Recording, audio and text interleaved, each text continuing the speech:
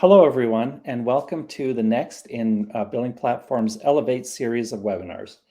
We're excited to have you with us and to talk about today's topic, which is the trends that we're seeing in revenue recognition automation. My name is Matt Ream. I've got several years of experience with revenue recognition as a director of product marketing with Leo Software, Zora, and RecView. Now I'm here at Billing Platform, thrilled to be here. I'm joined by Morgan Stanton, who is a CPA, has spent 6 years at KPMG, and is now leading our product management efforts for the revenue recognition solution. Welcome, Morgan. Thank you so much for having me. Just to kick off the topic for today, what we want to talk about is how we're seeing the trends coming in 2023 and how that's going to affect revenue recognition automation. Three main areas that we want to talk about are economic challenges. That shouldn't be a surprise to anyone for next year. But we also want to talk about what we're seeing in increased system adoption, specifically around RevRec, and how new technologies are playing a part as well.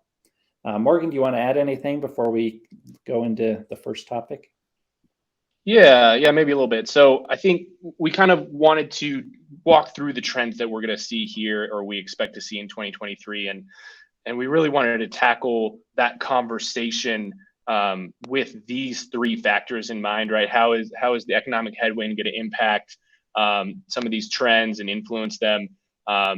Increased system adoption, what we have seen in 2022 and expect to continue seeing in 2023, and why, and then kind of advancements in capabilities, and all of those together will also discuss, how that's impacting the direction of the industry and revenue recognition automation.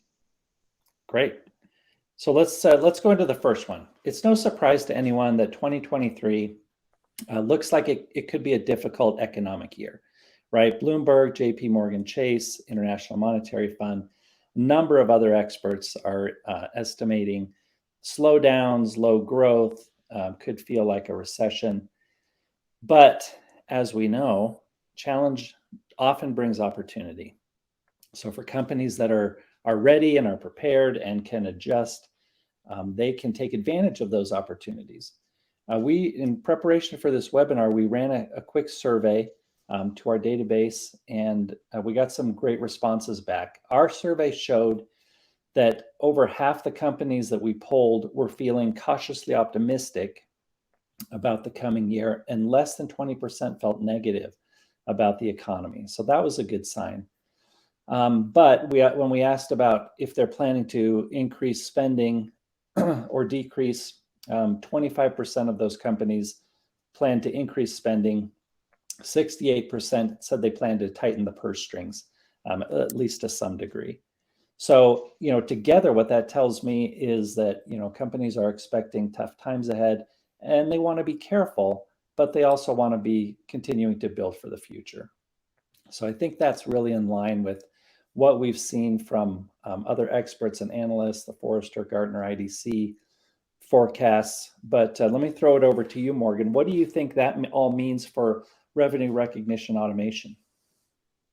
Yeah, so I think it's interesting here that the quotes from kind of Bloomberg, JP Morgan Chase, and IMF, interesting that they almost give like this doom gloom situation outlook, which I don't think that's the case.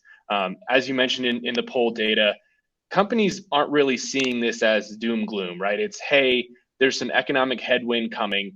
There's going to be some challenges, but we think we're going to make it okay. We're going to cut down on spending. We're going to be smart about how we spend, but we're going to continue trying to build and scale the business. And so, if we think about that in the context of revenue recognition automation trends, as these economic headwinds continue, leadership teams are going to tighten up the purse strings a bit, right? CFOs are going to be looking at the expense side on the P&L to cut the fat. And as a result, finance teams will likely not see headcount growth, or maybe just a small amount. So these finance leaders will be looking to RevRec automation to compensate for not being able to scale their other resources. And really, revenue automation will be the first item on that list to maintain internal controls and external financial reporting responsibilities, as well as being able to operationalize kind of new business models there.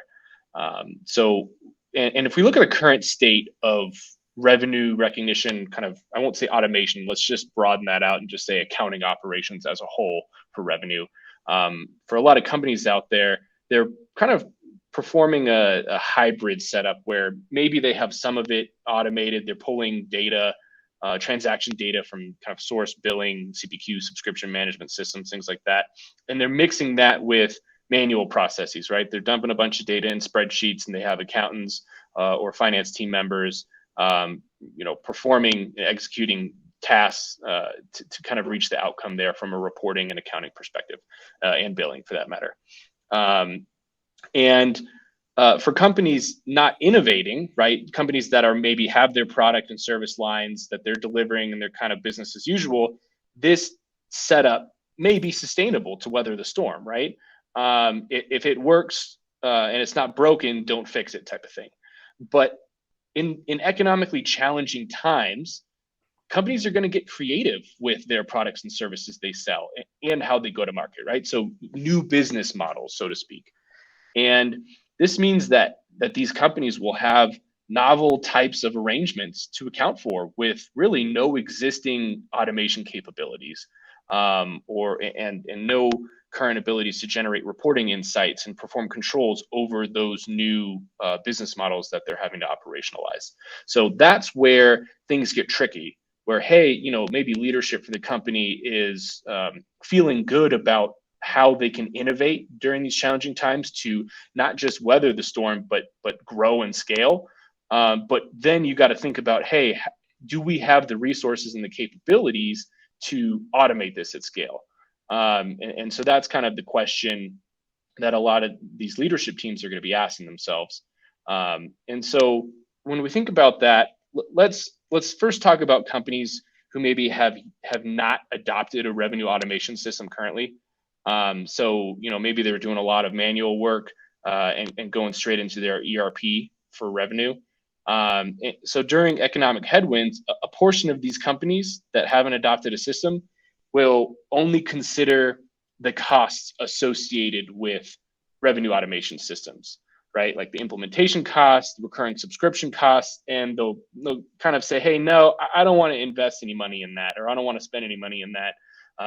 We'll stick with our current team and just kind of go from there. And these companies will try to make do with their legacy manual processes, right? Kind of people and spreadsheets, to handle the increased burden of billing and recognizing revenue for those new business models. But there's really some consequences to that approach. With scope increases put on resource constrained finance teams, the non-essential things will start slipping, right? For example, things like strategic reporting are dropped to meet compliance and external reporting requirements. Just getting invoices created, sent out, and accounted for will take precedence over revenue leakage analysis, things like that. They'll have to triage and tackle the most important stuff and leave out everything else because they are resource constrained. However, I think this presents a unique opportunity for the other companies that see revenue automation software as a cost-saving investment rather than just an expense line item on the P&L. These companies will react to the economic challenges by actually leaning in and investing in revenue automation with the goal of converting their legacy kind of manual RevRec processes into a unified automated process. So if we take a step back here, okay, so what's the macro trend we're seeing coming out of these factors? Well, I just described two approaches that I see companies taking over the next year. Camp one was hunker down with current manual processes to weather the storm, right? And camp two is lean into revenue automation as a cost-saving investment. And all other assumptions constant, there will be a trend where companies who make the initial investment in revenue automation will be significantly more equipped to scale their business in spite of these economic headwinds. So, with flexible automation systems, with quick config times, they'll be prepared to automate the revenue process for those new business models and generate deep reporting insights that inform strategic decisions at the exec level with much lower level of effort, right? Because as we mentioned before, to weather the storm, companies are going to get creative with how they sell and what they sell. And if revenue operations can keep up with that innovation, they're really going to they're going to set themselves up to be way ahead or come out way ahead of their counterparts, over the next 1 to 3 years. Great. The next topic is increased system adoption. So the new, it's not really new anymore, is it? ASC 606 and IFRS 15, the revenue guidance has been out for a number of years.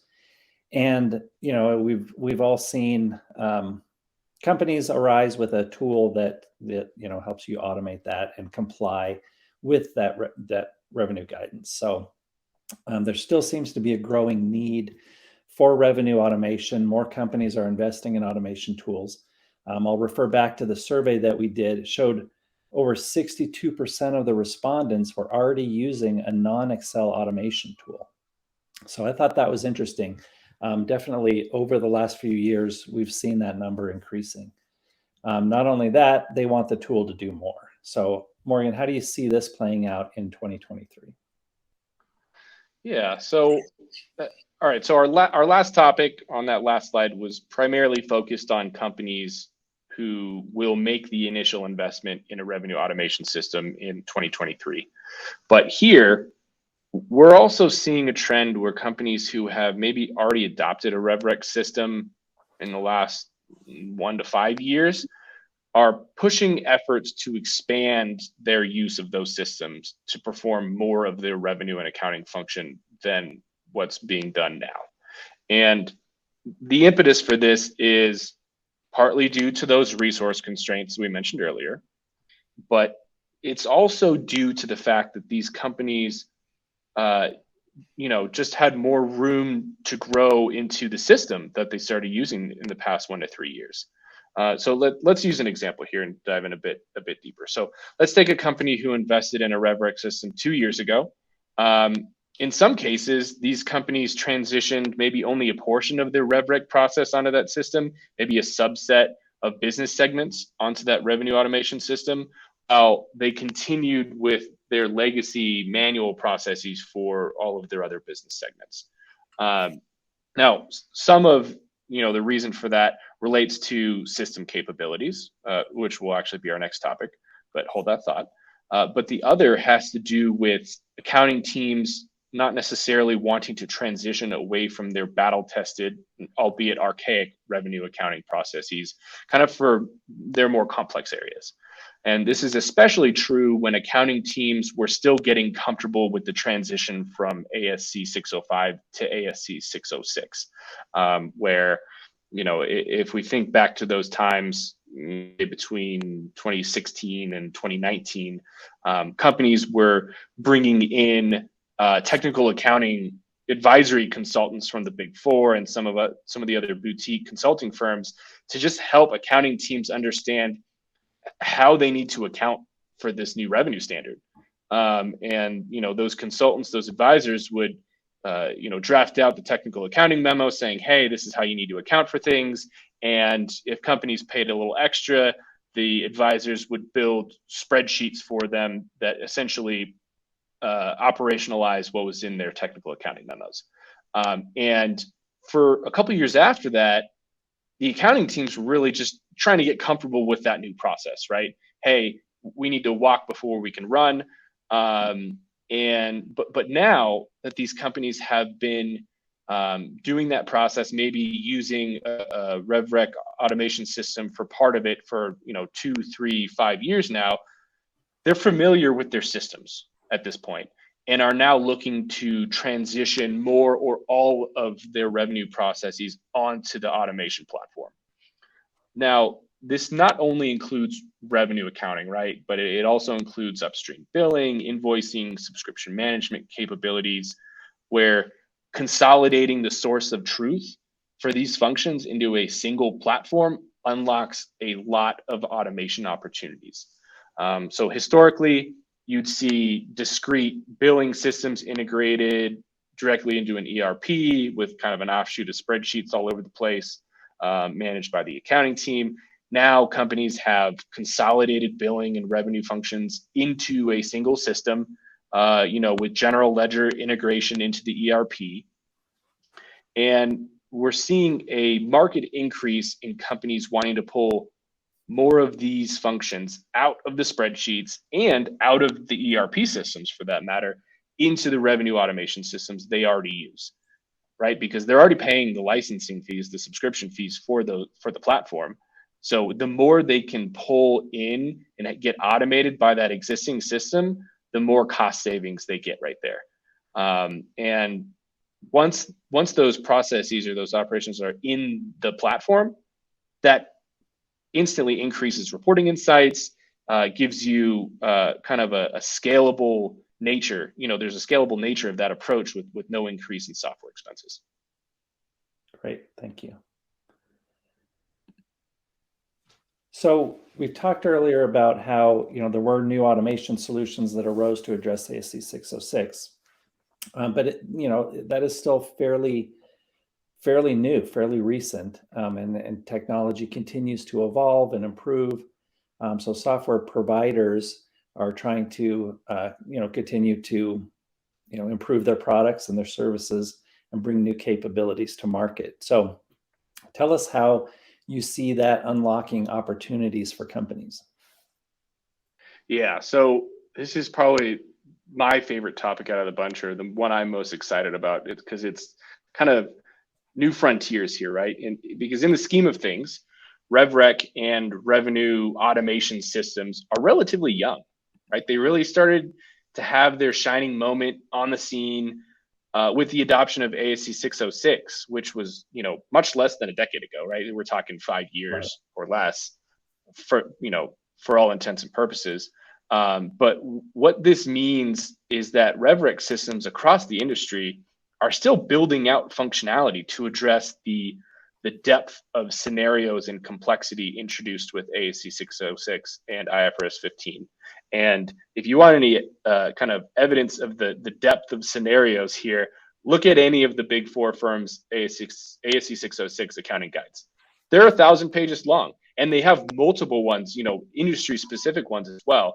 They're all filled with endless new permutations for how companies need to recognize revenue based on almost an unlimited amount of factors.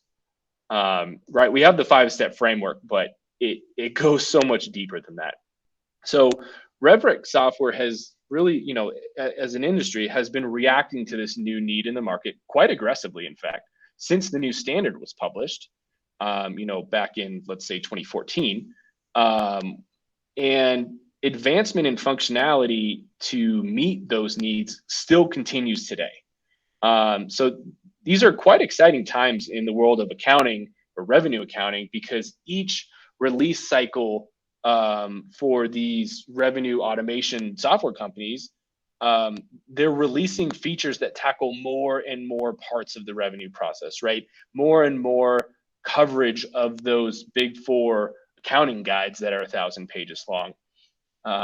And in many cases, a critical mass of features now exists in these systems, such as our revenue automation system at BillingPlatform, where it financially makes sense for finance leaders to adopt one of these systems. And for the finance organizations that already reached that critical mass in previous years, they are now pushing follow-up efforts to expand their adoption of these platforms to tackle more and more of their revenue function.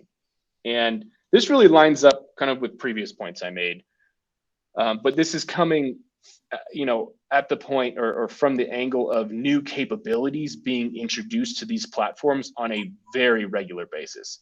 And if we compare the pace of innovation in these revenue solutions with the pace of innovation let's say with traditional ERPs, you get the sense that this is where the innovation is being driven at the moment, here in 2023. Yeah, definitely. It's definitely not coming from ERPs, is it? Nope. So these are the three topics we talked about. What's kind of the wrap up for you? How do you bring all this together? Yeah. So after those three topics, I kind of take a step back and ask myself, what's the 10,000-foot view here on these trends? Well, we've got a challenging macroeconomic outlook for 2023 that will certainly have finance leaders being conservative in their headcount resourcing. And we saw that with the poll results that you mentioned.